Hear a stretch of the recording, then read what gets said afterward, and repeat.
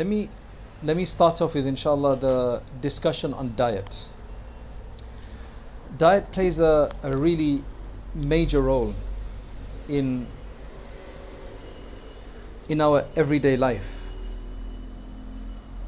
We are what we eat, as the old adage goes. We are what we eat. Because what we eat has various different influences and effects on us. For example, I was in Scotland last night, or this morning you can say. I just got back in. And the Iron Brew, which is the Scottish national drink, they were actually complaining because they've reduced the sugar in there and it doesn't taste like it's supposed to taste. But there's, as you've seen Iron Brew, it's a very orangish, yellowish orange, kind of deep orange kind of color. To get that color, they use this particular sunset orange or whatever, which is supposed to create hyperactivity in children or people with attention deficit. It's supposed to aggravate that situation. So there's actually a warning on there that this may create, and it actually says it on there, but they still put it in there. So that's agreed kind of upon, that foods affect us in different ways. According to the Hellenistic medicine, according to the early philosophers like Aristotle and Plato, they talked about humors in food. What that means is that they split food up into those which are warming foods and those which are cooling foods. So for example, the watermelon is supposed to be a cooling food. That's why if your mother or grandmother ever told you, if you got a cold or whatever, that don't do this, you'll get a cold. And the doctors never say that here. Right? That's because they're going by those ideas. And in fact, there's some truth to that, because even in the hadith, we're told to combine between dates and cucumber, for example. Dates and, what do you mix with dates to cool it down? Coconut is another one you can use. Coconut is supposed to be cooling. Dates are supposed to be warming. There's different fruits are like that as well. Some are supposed to be warming, some are supposed to be cooling.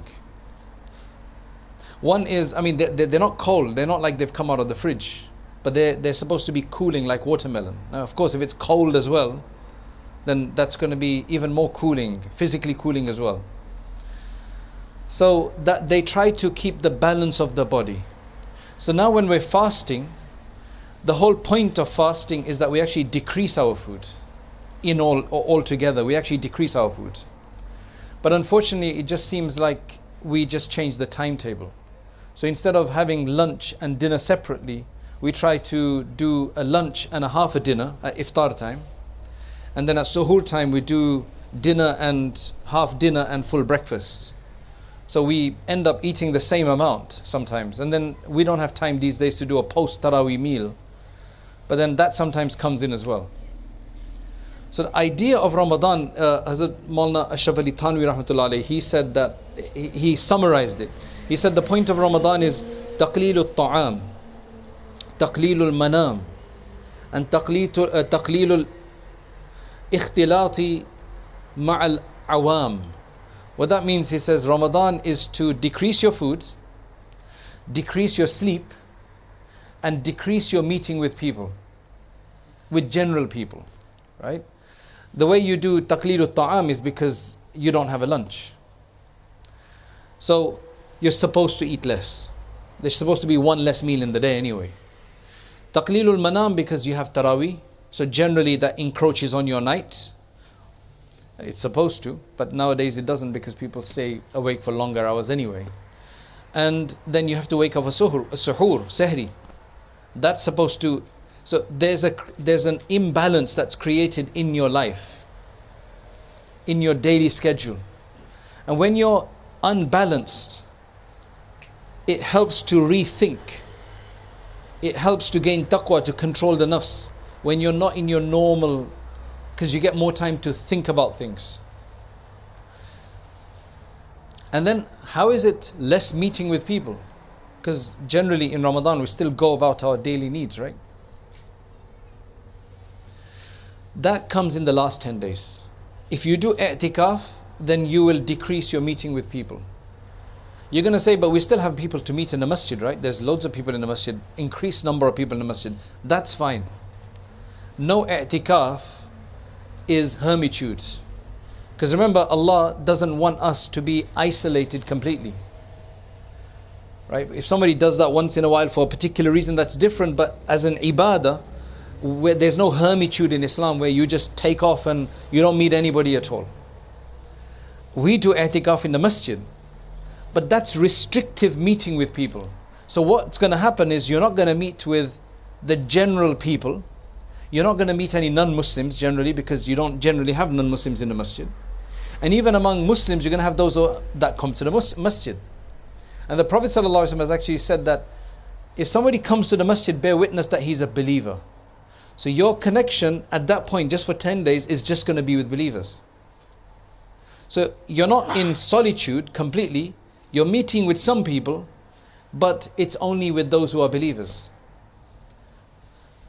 So that is what, when a person does that, then they're supposed to come out of Ramadan from this type of retreat after having changed your food style, your sleeping style, and your Ramadan style. So now in terms of foods, there's loads of lists online that you can find. If you search for Ramadan food, dietary, suggestions or advice, there's so many people that have given these advices. And some of those advices, to be honest, it's like you have to change your entire system of eating. And I don't think it works for a lot of us, because many of us are used to certain types of foods.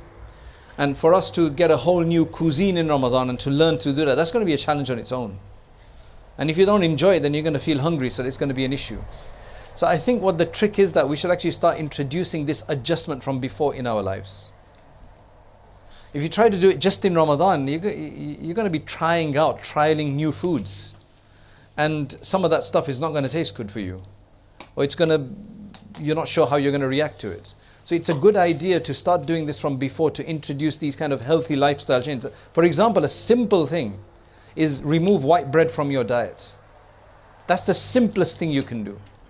What you have to remember is that even the scholars of the past, of the early generations after the Prophet ﷺ, were discussing that one of the first innovations in Islam, not like a proper bid'ah, but one of the innovations of the style of the Prophet ﷺ in his time, right, is that then they used to just eat the flour with just by giving it a little blow. So any of the really roughage on top that wasn't supposed to be there, that would disappear. They wouldn't sift it, which meant they kept most of the husk or whatever it was, and they used to just eat that. Said that the first innovation in Islam was to actually start sifting the flour, so that you get more refined flour. It's not haram to do that, by the way. It's just that you're being more refined in the way you do it, and that shouldn't be your focus. Although we're all very refined in our eating, today. But today, white bread is not just sifted, it's actually bleached. Have you ever seen wheat that is white? Have you ever seen wheat grains? We've probably never seen them. All we see is white bread. We just see the final. Even when people make roti, they get like the proper white atta, as they call it, the bleached stuff. Have you heard that they say don't have white sugar, have brown sugar? If you are going to have sugar, then at least have brown sugar, because the white one is bleached again, right? To make it look nice. White things seem to be more appealing. That's just in the psyche of people. See, that's something you have to. Of course, then you can get really particular and get the one with the proper fiber and everything in it. Then they talk about porridge. Most of these online, what I've noticed, they talk about eating porridge in Ramadan, because that's supposed to be complex carb and it's supposed to last a long time. My experience with porridge has been quite negative, to be honest. I don't know, do you guys have porridge in the morning? You actually feel hungrier quicker, right? Has anybody experienced that? But pure porridge, you know why? Generally the porridge we get, the ready ones, the ones that you make in 2 minutes in the microwave, they've been again processed and broken down to such a degree that they go through the system very quickly. So that is not very helpful. You're going to feel hungry, man, when you wake up. You have to get the proper whole grain, non-processed porridge that will help you. that it takes. That's why, I don't know if you guys are used to this, that broth we make, that khichda, they call it, that's actually mixed grain. That's supposed to be good. But the main thing is cut down on too much sugar at suhoor time. Instead, at iftar time, this is what we do. We have a lot of fruit because Ramadan is the time that, mashallah, it's in July, there's a lot of fruit going around. So have lots of fruit. Cut out the samosa, do it every few days maybe. Right? All the pakore, samosa, all that kind of stuff. Just cut that out as much as possible. Because that oily stuff is not useful, it's not helpful. But if you have it once in a while, it's different. Do a lot of fruits. Spend money on your fruits, whatever you like, whether that be expensive blueberries, strawberries, whatever it is. Eat well, pay more if you have to, but eat less of good things. Rice is a no-no, unless you get wild rice or something in suhoor time. Because that's a carb that's just going to give you a spike and then you're going to drop again. So anyway, I'm not here an expert or anything. This is just some suggestions that we speak about here as just something for you to take home to think about. Also, what I would suggest for our sisters, who I'm assuming will do most of the cooking, right? That one of the more difficult things is to decide what to cook each day. For sisters, sometimes that is more difficult than the actual cooking itself. Because sometimes, like, what should I cook? Especially if you want to cook something well, so you are wondering, what should I cook? What my wife does is that she makes a 30-day menu from before Ramadan, right? Whatever it's going to be, maybe taking into consideration weekends and weekdays because, school and no school and so on. And then just follow the timetable. And sometimes if you have to adjust, then that's fine. You just swap it over with something if you have to do that. But it helps a lot. These are just practical tips that will just take some of the management of these mundane things out of Ramadan.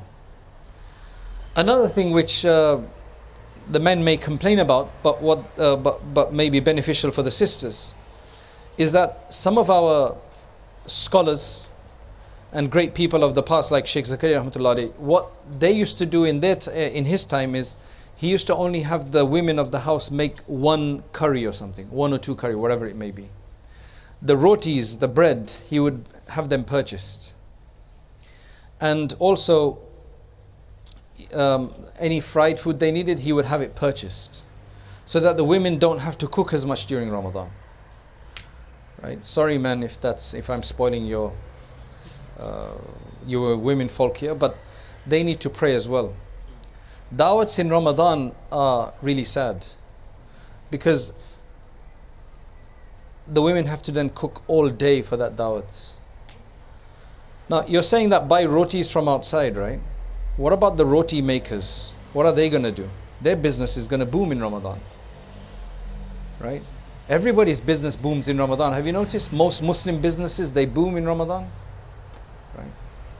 The clothing shops and everything. Then it's up to you, to be honest, whether you want that boom and this boom, or just that boom and not this boom. Whether you want to sacrifice your extra worship because mashallah you're going to make a lot more money, or whether you're going to be very savvy about it and say, I want to get the best of both worlds, so I'm going to set it up that I've got some workers that will do all of this work for me. I collect the revenue from there as well, and I do my Quran. I'll sit there and watch everything, but I'll be reading Quran.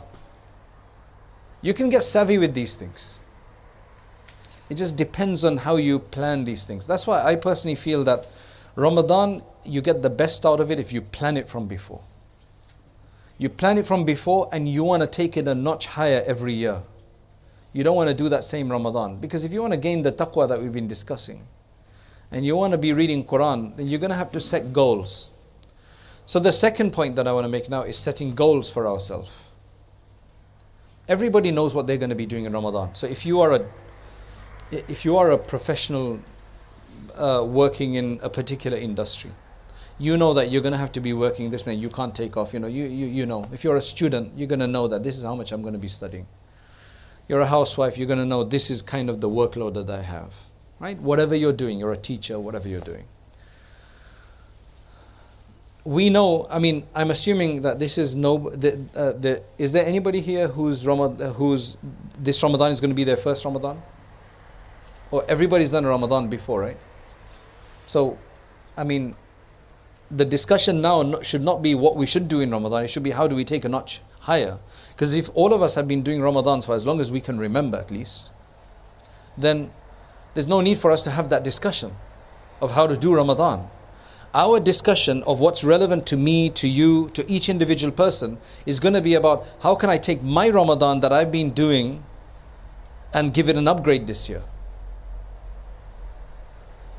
Because the Ramadans of the past, I mean, maybe they were on beta version. What version were they on? Our Ramadan package that we would do, the Quran we would read, and was it on a beta package or was it 1.2 or what was it on? I mean, everybody should have their own gauge about this. Where do I want to take it? Because it looks like when you listen to the stories of the pious, their Ramadan was like version 10.0 or something, like Windows 10. We're still on Windows 3.1. We're still running the old system, right? The same old little bit that we do, and we think we've done a lot. So how can I upgrade my Ramadan this year and get a massive upgrade this year? That's what I think we should be focusing on, as opposed to how do I spend Ramadan, because we all know how to spend Ramadan. So the way you do that is if you set reasonable, manageable goals, that really works. So for example,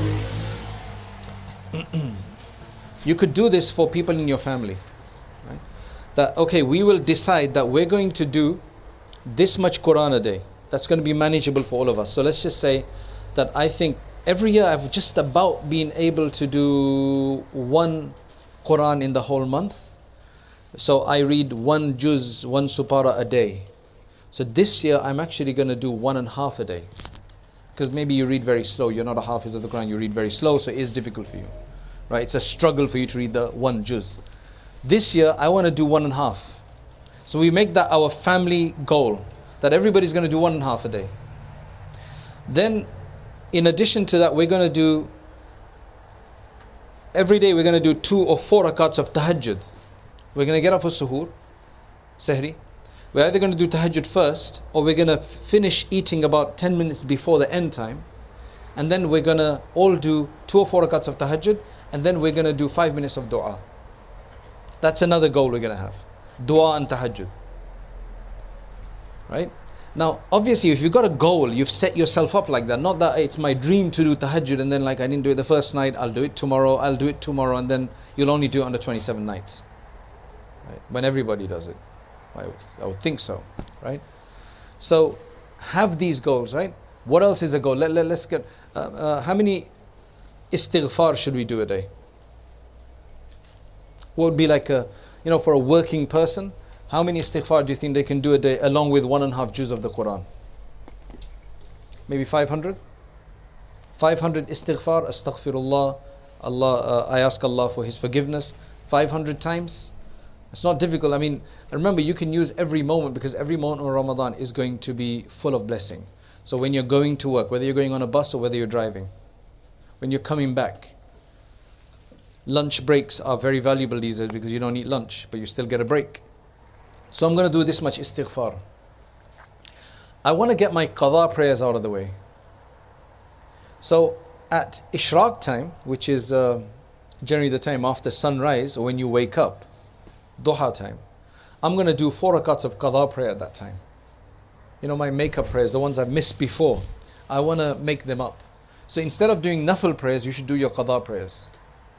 So in ishraq time, you should do qadha prayers. In fact, even in tahajjud time, if you can do qadha prayers instead, you should inshallah get the reward for your tahajjud as well. Inshallah. You do your qadha prayer at that time.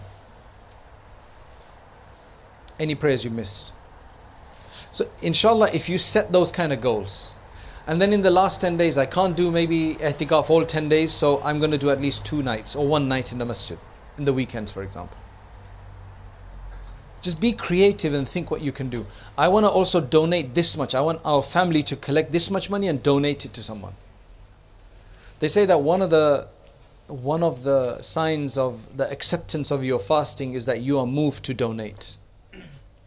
Because you actually start feeling the benefits of fasting, of staying hungry and then thinking about others as well, and to donate for them because it's a rewarding act.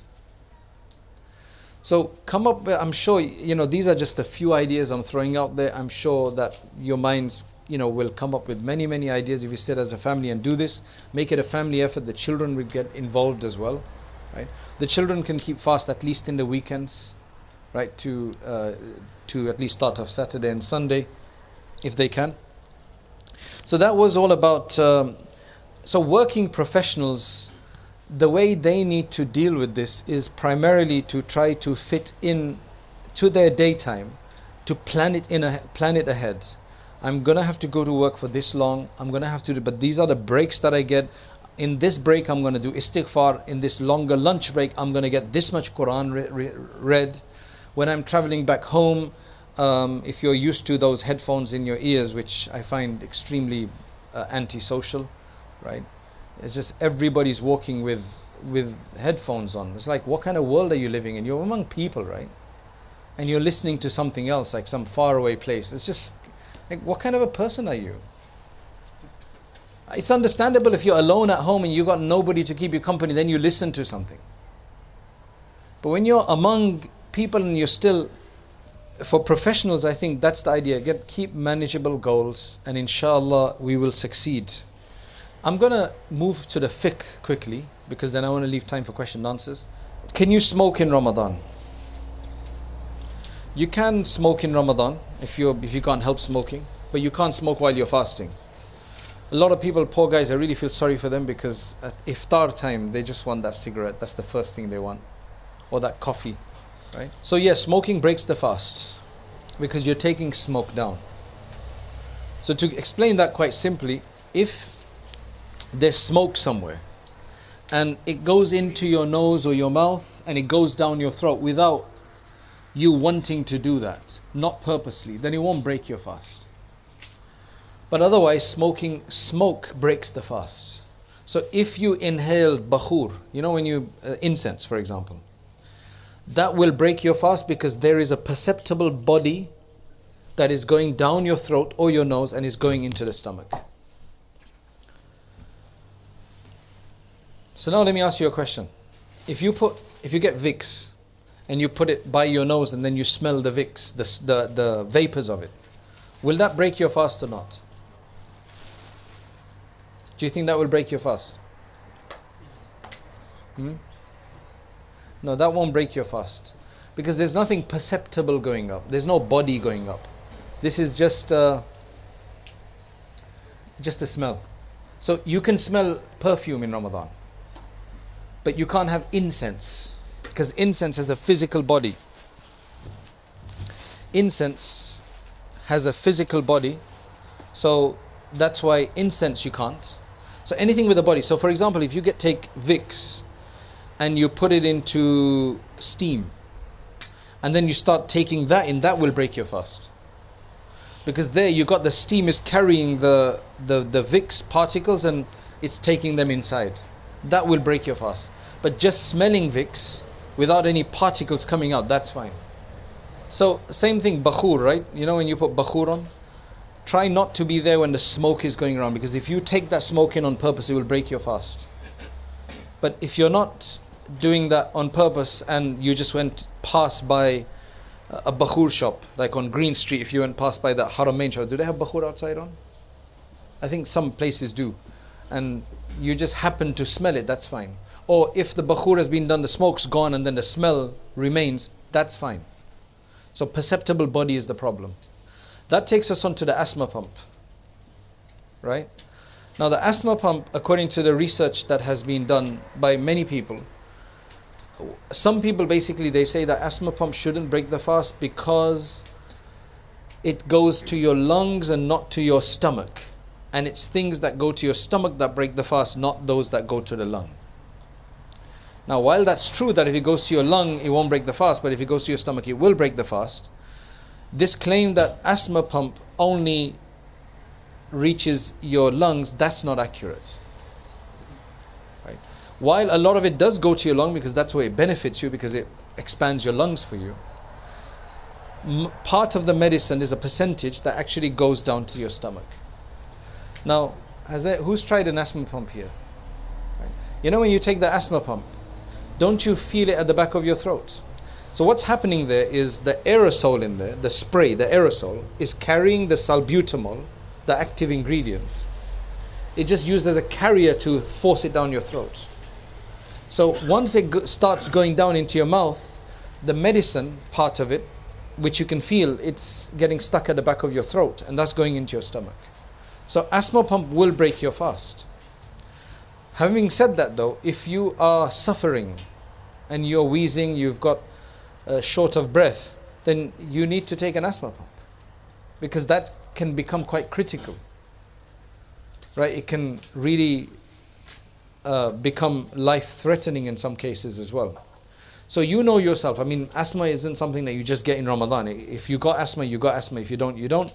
But basically, if you have asthma, then, and you need to take the medicine because you know that you're not going to be able to survive this, then take it. Your fasting will break. You just have to do a qada afterwards. You don't have to do kafara. So qada means you just have to make one up for any fast you break. And kafara means that you have to do 60 consecutive fasts as a penalty for breaking a fast on purpose. That only happens if you eat or drink something that is food or medicine, right, purposely in Ramadan. Then you break that fast. So if somebody is at school, whatever, and he just felt like having some chips, and he did, right, having some coffee or having a Red Bull or something, just like, I can't do this, I had a Red Bull, they will break their fast and they will have to do a qada, a kafara as well, 60 consecutive days of fasting. Or if people take, if sexual intercourse, proper sexual intercourse takes place, that will also, penetration takes place, basically that will also break the fast and make kafara necessary. Of course, if you eat forgetting you're fasting, so there was food there, you know, you went somewhere and there was food there and you just don't know, or you got a coffee machine somewhere and at work, and just like every day you go and get a coffee, and you did that, and then you realized afterwards, if you've got that you're fasting after you've drank the coffee, then that won't break the fast. So remember, that's not by accident, is it? That's by forgetfulness. By accident means that I'm washing my mouth, and I'm supposed to be careful when I wash my mouth. I should actually try to face down so that no water accidentally goes down the throat. But then some water did go down my throat. That's accident. That's not forgetfulness. I knew I was fasting, but water slipped down my throat. That will break the fast. Kafara won't be necessary, but it will break my fast. I'll have to at least make one up. But if I eat out of forgetfulness, that I don't remember I'm fasting. So I'm going to ask you a question. If you see somebody eating in Ramadan, you know they're supposed to be fasting, and you know they do fast. This is not some guy who's not fasting, meaning who doesn't want to fast. He's fasting, but you see him eating. Should you tell him or not? They say that it depends. If he's an older person who you think better for him to eat, like an older person who's quite weak or something, then let them eat. But if it's anybody else, you should remind them. Nicely, obviously, you should remind them. Because you might think that we live in an individual world where it's up to them. I do my stuff, they do their stuff. But in Islam, there's an aspect of mutual help and assistance. Amar bil ma'roof and nahi anil munkar. This comes under there. We're trying to help each other do the best. So this is actually a virtuous thing to remind somebody. Cooking. When women are cooking, try to keep the fan on, because it goes back to that case we talked about earlier where perceptible something. So if you're cooking and you then take a purposeful nice smell of that whatever you're cooking, that could break your fast, because that's the steam that you're taking in. You know, when you open the pot and then all the steam comes out, that could break your fast. But if it happened accidentally and you're not intending to do that, then it doesn't matter. Otherwise we'd have no food. Right? Well, you could just cook in the oven instead, innit? You don't have to cook anything on the stove with any steam. But that's not the case. Just avoid it. Patches don't break the fast. If you're using a patch for nicotine or for a contraceptive patch or something, that won't break the fast.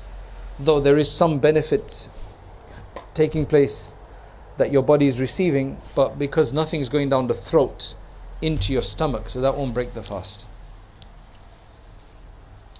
Breaking fast due to illness. So if you've got a light headache, or you've got a bit of a cold, and it'd be nice if you could actually have an antihistamine or something, right? That won't justify breaking your fast. But if you're getting a splitting headache and you just can't do anything and you fear that it's just going to get worse and it's quite critical, then in that case you're allowed to break the fast. If you break a fast, in that case you only have to do qada, no kafara. Somebody just has a light headache, they can manage to have them all the time, but decides that I'm going to break my fast because of this, then you'd have to do a kafara as well in that case. So illnesses that allow you to break the fast and only make a qada necessary are those which that are so severe that they generally are going to spoil your entire daily routine. Like such a splitting headache that you can't concentrate at all. Right? That allows you to do that, to break the fast. Traveling cases. If you, in the time you start the fasting, if you are a traveler then already, like if you traveled before the fasting day began, then you don't have to keep a fast on that day. So if my flight is at, to be honest, I don't think that's even possible nowadays, because no flight leave. Flights don't come and go after 12 o'clock in England and before 5 o'clock in the morning, right? Because people complain, so there's no flights out. But in other countries it happens all the time, right? So here there's no way you could do this unless you flew at 11:55. So you are flying 11:55 at night, your fasting was going to begin at 1 o'clock or 2 o'clock or 3 o'clock or whenever it is. Then in that case you'd be fasting, you would be fasting already before your journey. No, your journey has begun before you started fasting. So in that case you don't have to fast. But when you are traveling, it's better to fast if you can fast, and it's not going to spoil your fasting. You don't only travel by flight. If you drive up, you're traveling here to Leicester, technically you don't have to fast because you are traveling. But you're going to miss out a huge amount of reward. So when you're traveling, some people think if you're traveling you can't fast and it's better not to fast, they think. But that's wrong. It's actually better to fast unless you won't be able to handle it. Now the thing is that if you did travel, if you're going to travel after you start the fast, then you must keep a fast that day. But if you were to then break the fast for whatever reason, you'd have to do a qada but not a kafara. That's the only difference in that case. Can you pay your way out of fasting? If you're a rich guy, even if you're not a rich guy, I mean it costs about maybe £3-4 per fast to pay it off. So 30 days times 4, how much is that? £120. £120 you don't have to fast. That's a good deal, isn't it? Right. But that only works for people who are unable to fast. There's actually this idea out there that if I can't fast in Ramadan but I can fast later on in the year, they think they can just pay it off. And you're not allowed to do that. The only time you can pay off fasting is if you can never fast again. If you're never going to be able to fast again, only that person can then pay off. If you paid off thinking you won't be able to fast, then you became better, mashallah, you'd actually have to fast them off. So you can fast them in the smaller days of the year if you want to. Now that tells us about pregnant women and breastfeeding women. Pregnant women, breastfeeding women have an excuse. But they should fast. If they find that they can't fast because they've got a condition, it's a complicated pregnancy. For example, they've got pregnancy-induced diabetes, where there's sugars all over the place, and they could suffer a hypo, right? Or, for example, they've got some other morning sickness where they're just going to be out. Right, so in that case, they're allowed not to fast if they've got a severe condition. Normal case, or unless they've been told that your baby's got some abnormal issue and you need to eat this, that and the other. And that doctor that's told you that understands the significance of fasting. Because most doctors, they're going to try to cover their back. They're going to try to give you the most cautious opinion from the other way, the other perspective. That's what doctors do. They're going to save their back, right? Because they have to make sure that you don't then do a case against them. So they're going to tell you to do whatever's most conducive for that side. That's why they generally say that you have to ask a God-fearing Muslim doctor, because they understand that fasting is important. Then they will balance this out and say, okay, no, this is serious enough, right, that this warrants you not to keep a fast today. So where in doubt, always ask to get the fatwa. Otherwise, you must fast. Again, when it comes to the whole breastfeeding issue, there are certain types of foods that again help to create milk, even on a normal day, that are suggested to breastfeeding women. These are not things that you're going to find in a pharmacy, by the way. These are things you're going to find by these villages that will tell you about this particular type of flour. I think one is horse chestnut flour. That's supposed to be really good for this. Right? I'm not an expert on these things, but I'm sure if you check online, there's going to be suggestions for that. Right, brushing the teeth, miswak. Miswak is completely fine as long as it's not the flavored miswak. Because the flavored miswaks are not, they don't come off the tree like that. You know, there's no lemon tree miswak, as far as I know, or mint tree miswak. Those are things that you get the miswak and you dip it into a lemon mixture or something, and then it's a flavored miswak. So it just makes it sound flavored. That is going to be the same as toothpaste. Which means that if you use your toothpaste or whatever, it's makruh to do so because you are basically maybe putting yourself up to break your fast, because it may go down your throat. If any of that goes down your throat, your fast will break. But if it doesn't go down the throat and you're able to spit it out, rinse your mouth and so on, completely clean it up, then it's still makruh, because you're adding if it's just the cleaning aspect is fine, but the fact is that you're freshening your mouth, which you're not supposed to do. That's not part of the whole aspect of fasting, by introducing a foreign substance like mint or something like that. Which means if you took a dry broth and brushed your teeth all day, it's fine. Or a miswak, a natural miswak. When you're doing the miswak, one of the fibers, if they get left in your mouth, I mean, you're supposed to try to rinse your mouth out as much as possible, right? And get rid of it. If you swallow it while you're doing the whole process, that will break your fast. Because that's just like, it has to go down with some water, generally speaking, right? Even if it goes down with your saliva, it'll break it, right? While you're fasting. But if something had gotten stuck in your mouth, like some food as well, in a cavity, and it's a very small amount, and then later on that went down your throat, it became dislodged and it just went down your throat, then that won't break the fast, because that's kind of unavoidable sometimes. Do eye drops break the fast? Eye drops don't break the fast, right? Eye drops do not break the fast. What about ear drops? Generally only if you've got perforated ear drums where it's a condition, then it will go down. But if you've got normal ears and you have to put eardrops for some other reason, they won't go down the throat. Though the original fuqaha said it does, but the recent research shows that there's no passage from the ears down to the throat and stomach unless you got perforated eardrums. So that's why it won't break your fast. But if you're in doubt, then avoid it. If you think you got perforated ear canals or not. Okay, contact lenses. Will that break your fast? Why should it? I mean, it's not. Nothing's going down the throat. Dentist appointments. Right?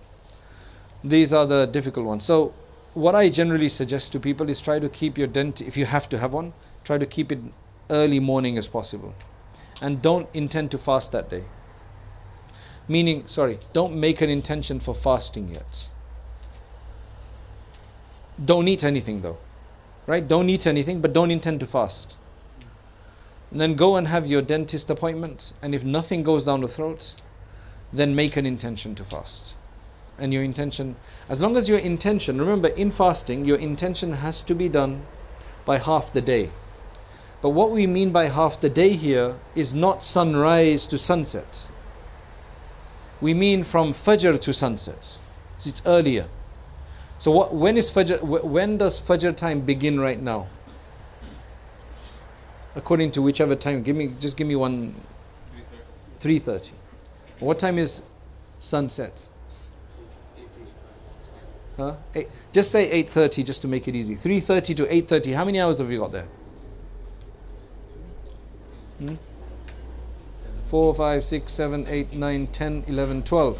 That's 9 plus 8 is, so we got 17 hours. Drop that in half. How would you get? 17 divided by 2, my brother. 8.5.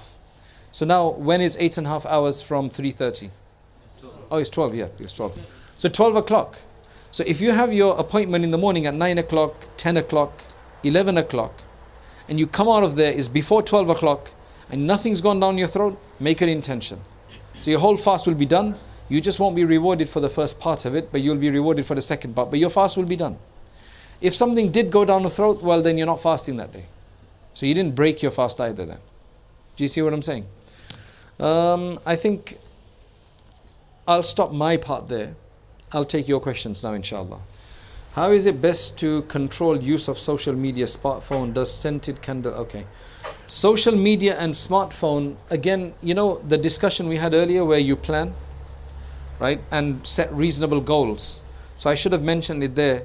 One of our reasonable goals is, a lot of people do, is no TV.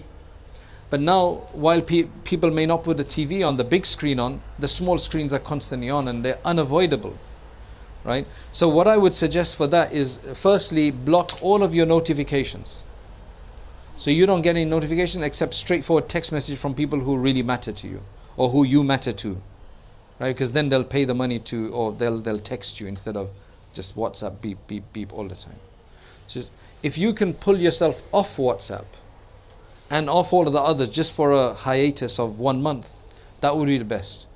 If you can't, then regulate yourself that if it's important. I mean, if it's mundane, waste of time, then just pull yourself up. But if that's how you communicate for your business or your work or some other management, then just have times where you look at that. So don't keep your data or Wi-Fi on all day. Just put it on when you need it and go and check what you have to. Again, it's your management. I'm only going to look at it this time. I'm going to keep it away this time. I'm going to put the phone elsewhere, or whatever the case is. Because if you have your Quran, if you're reading Quran, you have your phone on, then your Quran reading is going to become very disturbed. Right? It's just, they're very addictive things, and I don't want to take too much time on this. We've got a topic on zamzamacademy.com that you can listen to about social media in general, right? That you can go and listen to. Does scented candles break the fast? Scented candles, if you're just smelling the scent after the smoke has gone of it, then it's fine, right? If you actually, I mean, scented candles, they're not going to produce that much smoke, to be honest. They produce more of an odor. The odor is fine, but if you take any perceptible something from there, that will break the fast, which is highly unlikely, I'm assuming, unless you go very close. So scented candles would be fine. What if we begin our fast before journey, and our journey is 12 hours by flight? Do we maintain the fast? To be honest, I mean, if I'm going east, then you're better off fasting, because you're going to get a very short fast, right? So it'd be a no-brainer, to be honest. And if you're going west, then your fast, I mean, I've done a fast, I think, I can't remember the number of hours, was it 26 hours or something? I did a fast for once, because I went to Canada, left about 11 or 12 o'clock, I left about 2 o'clock, got there about 3 o'clock in the afternoon. I left from here 2 o'clock p.m. I got there 3 o'clock p.m. Canada time, and then the iftar was about 8:30. So that added on about, I don't know, 5-6 hours extra. So I thought it was going to be tough. It was a bit tough, but it was okay. So it just depends. I could break my fast in that case. But if you're going east, then you should rather keep a fast, because you're going to be finished very quickly. I am a doctor. I has a channel that connects fluid of eye into the throat through the nose. That's true. Because I know the classical fuqaha used to say that it does not break the fast even though you're tasting it, right? So it's a good point. The reason is this, that for this, I didn't want to bring the technicality here because I didn't want to confuse, but since it's a doctor asking, I need to answer this question. What it is that what actually breaks the fast, technically speaking, is for something to reach the stomach by way of a passage of consequence. And passage of consequence is considered to be the throat, what else? The nose? The throat, the nose, and the rectal passage. If anything else reaches the stomach, which is a cavity of consequence, but not through a passage of consequence, these three, it won't break the fast, technically speaking. So because if it goes down the nose or mouth, throat meaning, that's normal passages that lead to the stomach, that will break the fast. But if it goes through any other passage, for example, when you take an injection, or an intramuscular, intravenous injection, or some other way, or a drip, that will not break the fast. Even if some of that ends up getting into the stomach or whatever, that won't make a difference, because it's not going through those normal passages. That's why if somebody has an enema or a rectal suppository or whatever you call them, that will break the fast. Because that's considered that a possibility, part of that could get into the lower parts of the intestine or the rectal area, right? So it's anything that gets into the what's it called? The gastrointestinal tract, right? And I'm only bringing these words up because to explain to those who are aware of these terms, the gastrointestinal tract, from my understanding, it includes the intestines and it includes the stomach itself. So anything that can get into there, whether rectally or through the nose and mouth, will break the fast. So through the eyes, it will not break the fast. So thanks for that question. Shall I feel bad for not praying all 20 rakats of Taraweeh if it isn't fard? 8 rakat mosque, or I'm just tired. You should feel bad because you're cheating. But in once a while, if you're really tired that day and you miss your Taraweeh, then that could be excusable. But if you make it a habit every day, just go and find a shorter place for Taraweeh that don't do the whole Quran, for example, if you really can't do it because your work schedule or whatever is tough. Because we do have very short nights, to be honest, right? And it is difficult for some people. But we have so many Taraweeh options around us now. Some shorter, some longer.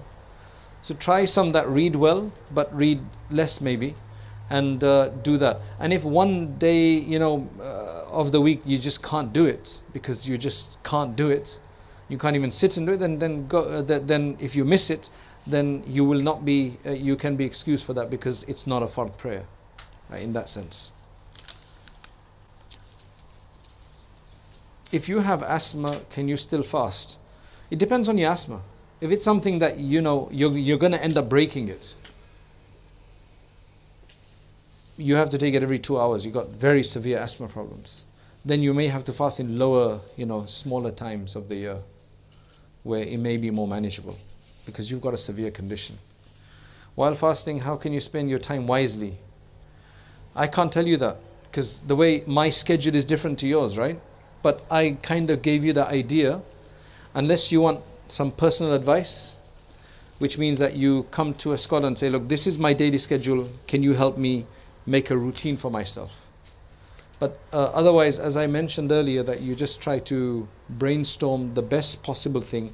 Your goal should be that, how can I do more than last year? That should be your goal, by the way. How can I do more than last year?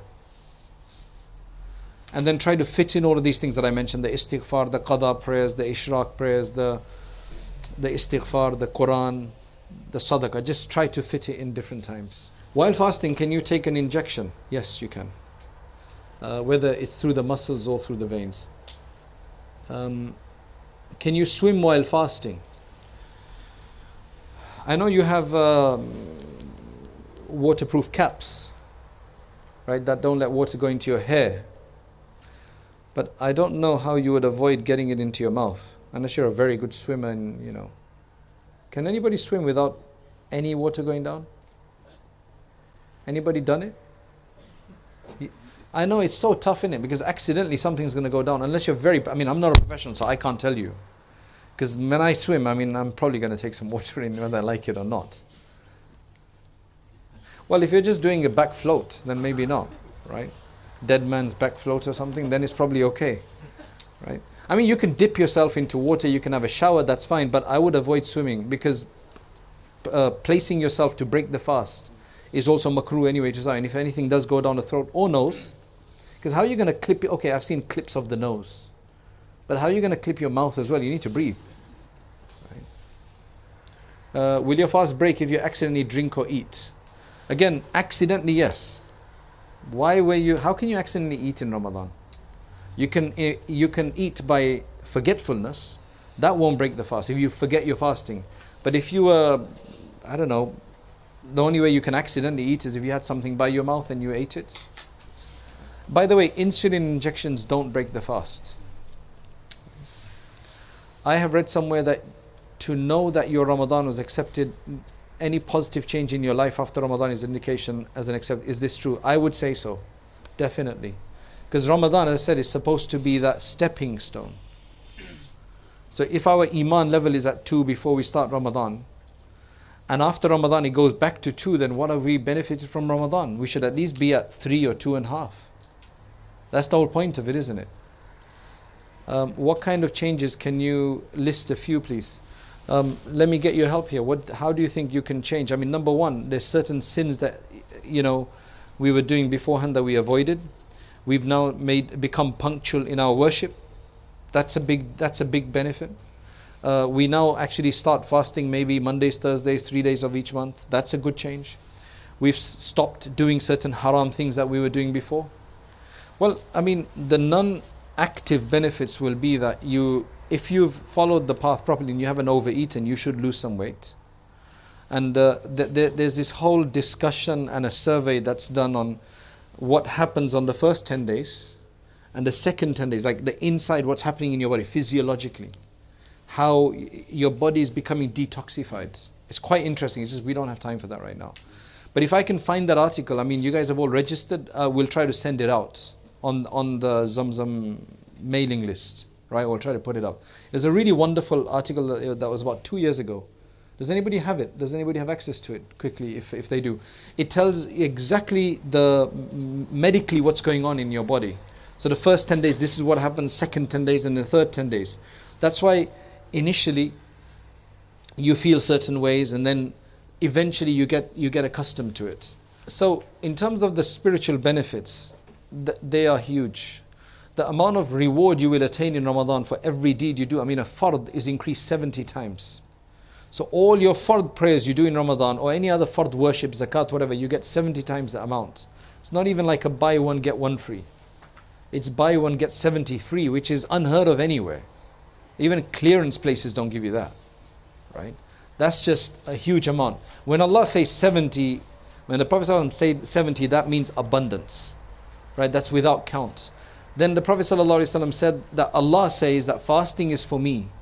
Because if you fast, you can only fast for Allah. If you want to show off to say I'm fasting, don't fast. Just don't eat in front of people. Tell him all day long I'm fasting every day. But go and eat in private. So if you are going to stay hungry for Allah, then that means you're doing it for Allah. Allah directly rewards you. The angels don't even come in between in this one. When Allah rewards somebody directly, then He splashes it out. He drowns us in reward. And then every moment, because there's a hadith which says that if you miss one fast of Ramadan, with no excuse, and then you try to keep up fast for the entire year to try to make up for that, you won't be able to. Yeah, as a qadha you will, but the reward you would have lost, the benefits, the blessings, you won't be able to. So Ramadan is, subhanallah, the amount of benefit in Ramadan is concentrated. So you should get closer to Allah, but the problem is that when the day of Eid comes and Ramadan finishes, that shaitan who was deactivated for 30 days, he just becomes activated. It's like those, in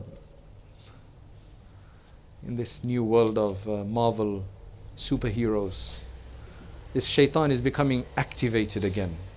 And he's going to come and spoil your entire month. That's why there's people who've said that on the day of Eid, I was so good for the whole month. On the day of Eid, I went and did what I wasn't supposed to. And then you get demoralized. That's why you should keep the 6th fast after Shawwal.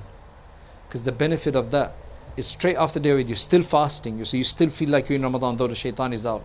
And inshallah, if you preserve that, you'll be fine. Inshallah. If your wife does not want you to do i'tikaf in the masjid, what should you do? That's a good question. You need to really speak it over. You need to maybe give a deal that, okay, let me do i'tikaf and I'll take you on holiday, right? Or I'll do i'tikaf with you for 10 days afterwards in the house, right? I won't go anywhere. I won't go with my friends. I'll just stay with you, right? Or I'll get you, I don't know, make a deal, man. What else are you going to do? I mean, how am I going to answer that question? Right?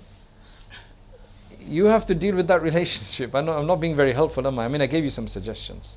What would I do? Well, I would really plead and, all the rest of it. And I'll say, okay, I'll only do it every 2 years or something. Everybody's got a different relationship. I would say you just make lots of dua to Allah subhanahu wa ta'ala, and you just strike a deal. That's what I would think. Show her the fadila. Say, I'm going to make dua for you. Like every time I'm sitting in that mosque in tahajjud, can you believe the amount of du'as I'm going to make for us and our future and our children? That I can't do at home as much because I'm in the masjid and Allah loves people in i'tikaf. Show her those fadail.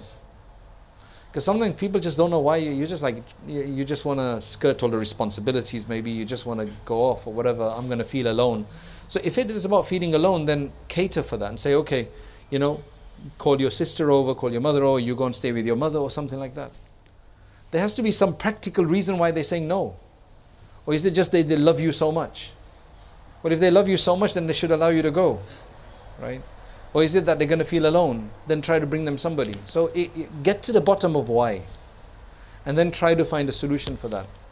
And once you found out why, then let me know, then I can try to help them, inshallah, more. But I think I've given sufficient ideas. What is important? Read the Quran in a parrot fashion or read the Quran with understanding? I think what is important is to read the Quran with understanding and to read the Quran correctly. I don't know how to read Quran in a parrot fashion, so I can't answer that question. How do you read Quran in a parrot fashion? What does that even mean? Okay, good question. So, many of us don't understand Arabic. This is what I suggest. You see, Ramadan has a special relationship with the Quran. And there's a expanded reward for every letter you read. So there is a benefit of reading a lot of Quran. But then there's a more important benefit of understanding the Quran. So my general suggestion to people is 50% of your Quran reading time you read, 25% you reflect, get a translation commentary, and 25% you memorize. You memorize. So every Ramadan you must memorize something extra. The benefit of memorizing is that you will then end up knowing something else except Qul Huwallahu Ahad and Qul A'udhu Birabbin Nas by heart. So you can do tahajjud with it. Feel closer to Allah. Then if you can even know the meaning of that, it's even better. And when you're traveling and you don't have a Quran with you, you can read. And then the best thing is in the hereafter, you can actually ascend into a higher paradise because of what you've memorized. But we definitely need to turn attention to understanding. That is a massive deprivation that most of us don't have, unfortunately, that experience. Can you make qadha intention during Taraweeh in the masjid? You can't do a qadha prayer behind the imam who's doing sunnah. Taraweeh is a sunnah. You can't do qadha behind a sunnah in the Hanafi school. Right? So that wouldn't be valid. And do you get reward for both? Well, you can't do that, right? So you can only do qadha prayer behind a person who's doing the same prayer, same qadha prayer in fact. So that won't work here. I have a bad time management. How do I get practical timetable in Ramadan, outside Ramadan?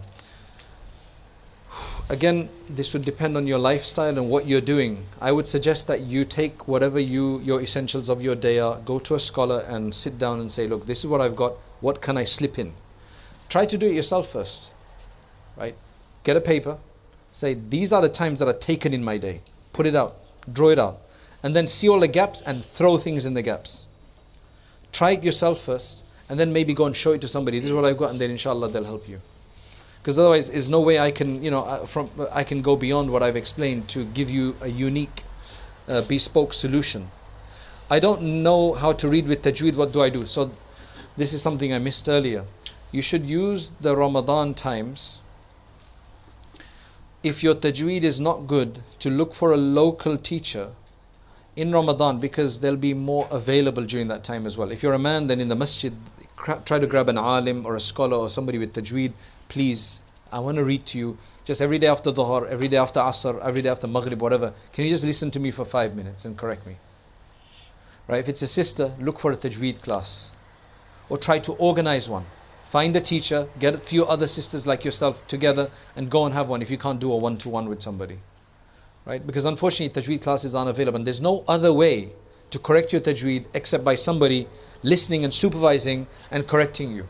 It's not something you can learn from books. It's not a do it yourself unless you're able to help somebody. I mean, maybe you can do it through these tajweed class videos that you can try to copy them, but then you still need to go and show it to somebody of how they read to get it right. But really do use Ramadan for that. Do use Ramadan for that. Are we meant to be antisocial in Ramadan? Do we become hermits? I think I've answered that question, haven't we? You need to cut down on your social life. Right? Doesn't mean you become hermits. Keep it to the need. Keep it to the need. Doesn't mean you completely ignore people. You do your needs. You say salam to people, but you just don't chill out as much.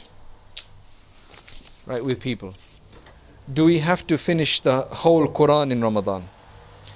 You should try to, because the Prophet ﷺ used to complete whatever had been revealed of the Quran every year in Ramadan by the end. And the last year he completed 2 times. So that's why it's an encouragement to complete. It's an encouragement to complete the entire Quran if you can during Ramadan. I'm addicted to social media and my mobile phone. How do I get off this?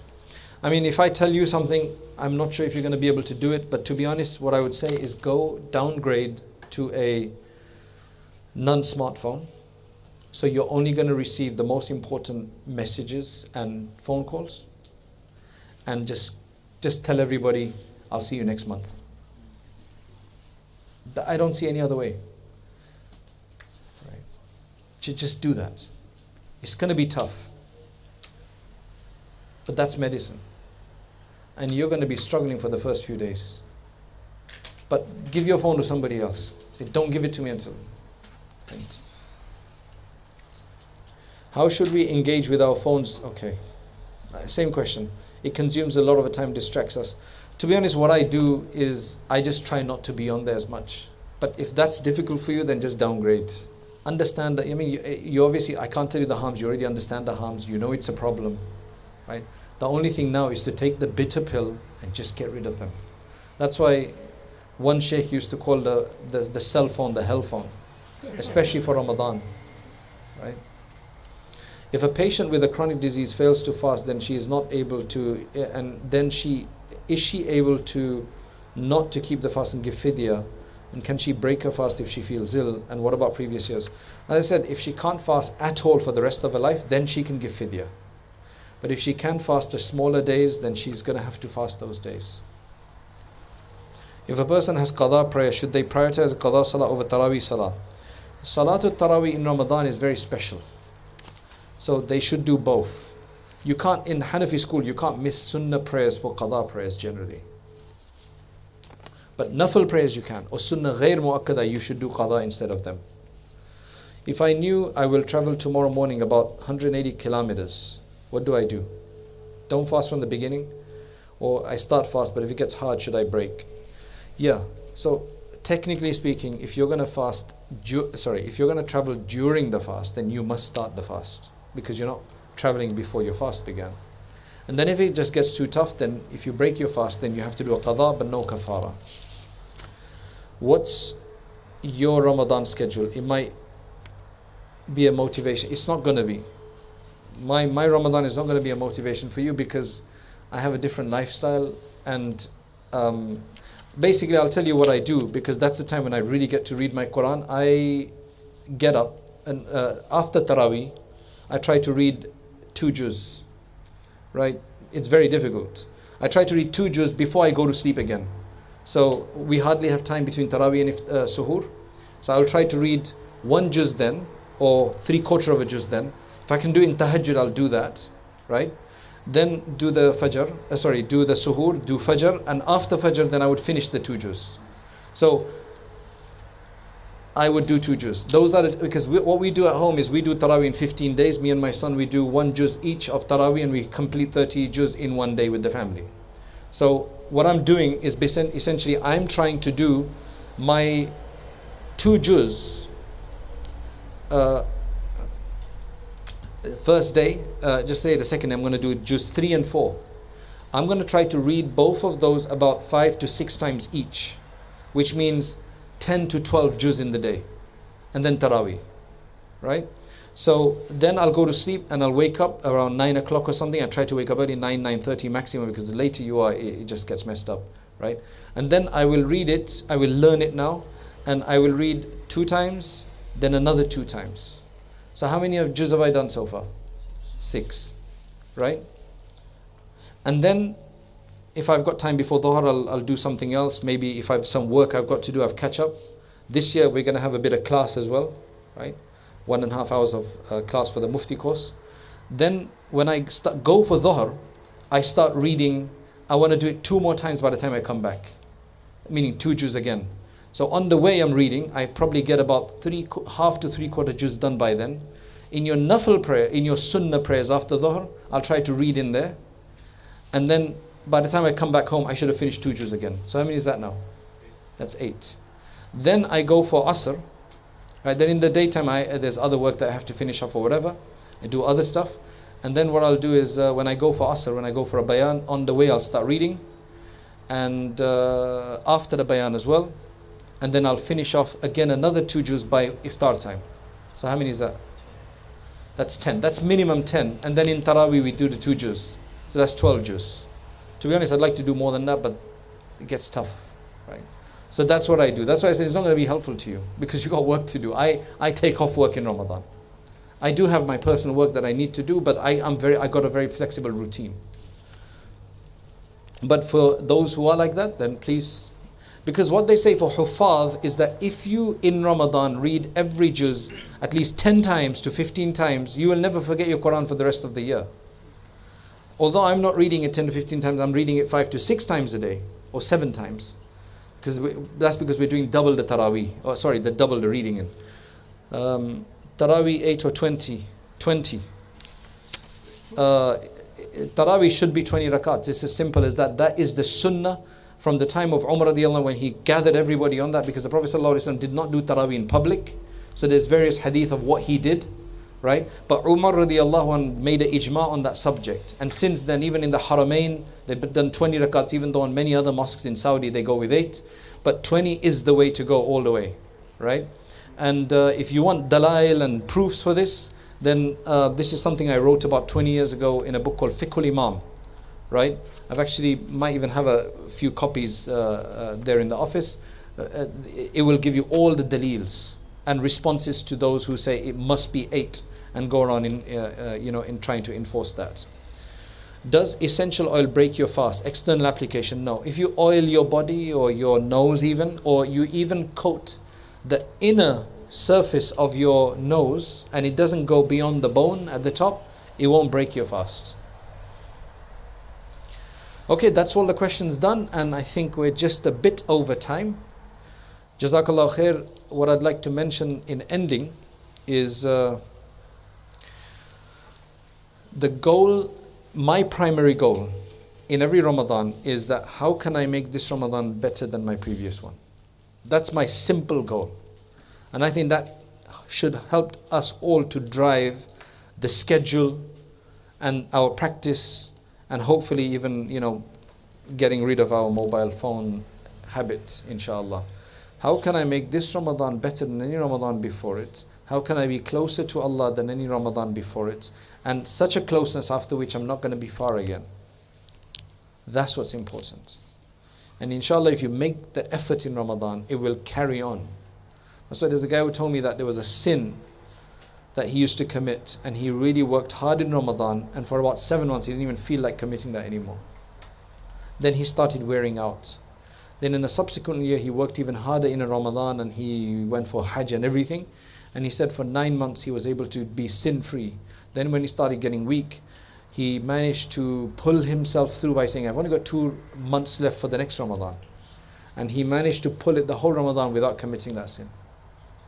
So Ramadan is that time that you're going to get that benefit, inshallah. Inshallah. So everybody make dua for everybody else. And we ask Allah subhanahu wa ta'ala to make this Ramadan better than any Ramadan before it for us, inshallah. and to allow us to be closer to Him. So I'll just do a short dua and then we'll finish inshallah. Allahumma anta as-salam wa minka as-salam tabarak ya dhal jalali wal ikram subhanallahi al-ali al-a'la al-wahhab Allahumma jazallahu anna Muhammadan ma huwa ahluh. Oh Allah, we ask that you accept our sitting here this morning. Oh Allah, we ask that you make this a source of blessing for us, and you make this a source of inspiration and practical benefit for us, so that when we embark on the month of Ramadan from next month, that we are prepared to take in the blessings right from the first day. Oh Allah, make our hearts conducive to your love and your dhikr, your affection and your forgiveness, and turn your attention towards us. And oh Allah, grant us an experience this month of Ramadan like the way that your close servants and your messengers and your Sahaba had experienced this month. Oh Allah, accept from us. Oh Allah, accept from us. Wa akhiru da'wana anil hamdulillahi rabbil alameen. Actually, there was just one question that somehow I missed out. It's about where did Ramadan come from? So Ramadan was a special month, which right from the beginning, it's the month, as Allah says in the Quran, in which the Quran was revealed. Shahr Ramadan alladhi unzila fihi al-Quran. Then there's a debate as to whether it's because the month is so special, that's why the Quran was revealed there, or the month became special because the Quran was revealed there. Right? But either way, it's that month where Allah has designated, because He couldn't do 12 months. If you do 12 months, same thing, then you don't get the same benefits. So the psychology is that for that 1 month, you do special, and Allah just opens the doors of paradise up, closes the hellfire. That's what, in Islam, that's what they tell us in the hadith of Bukhari, and He deactivates the shaitans for us. So that's where the significance comes, that we learn about it from the Quran and from the Prophet sallallahu alaihi wasallam.